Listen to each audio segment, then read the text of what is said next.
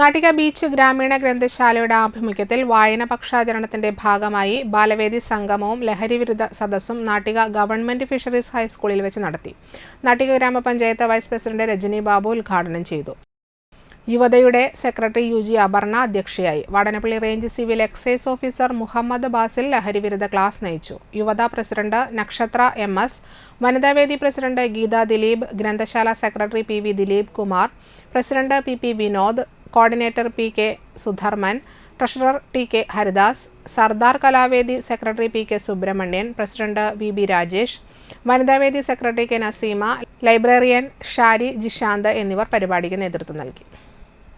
മോശകരമായ ഒരു കാലഘട്ടത്തിൽ കൂടിയാണ് നമ്മൾ നടന്നു പോകുന്നത്. നമുക്കറിയാം, കൊച്ചുകുട്ടികൾ 5ാം ക്ലാസ് മുതലുള്ള കുട്ടികൾ വഴിതെറ്റിപ്പോകുന്ന ഒരു സ്ഥിതിവിശേഷം നമ്മൾ പത്രമാധ്യമങ്ങളിലും ഒക്കെ നമ്മൾ കാണുന്നതാണ്. അതിനൊക്കെ നമ്മൾ തരണം ചെയ്ത് മുന്നോട്ട് പോകുന്നതിന് ആദ്യമായി ബോധവൽക്കരണം കിട്ടേണ്ടത് രക്ഷിതാക്കൾക്കാണ്. ഇപ്പോഴും നമ്മളുടെ രക്ഷിതാക്കൾ നമ്മുടെ മക്കളുടെ ഭാഗത്തു നിന്ന് എന്തെങ്കിലും തെറ്റ് കണ്ടാൽ തന്നെ നമ്മളത് മക്കളോട് പറയുമ്പോൾ രക്ഷിതാക്കൾ ഒരിക്കൽ പോലും അത് അംഗീകരിക്കുന്നില്ല എന്നുള്ളതാണ് നമ്മളെ വിഷമകരമായ ഒരു കാര്യം.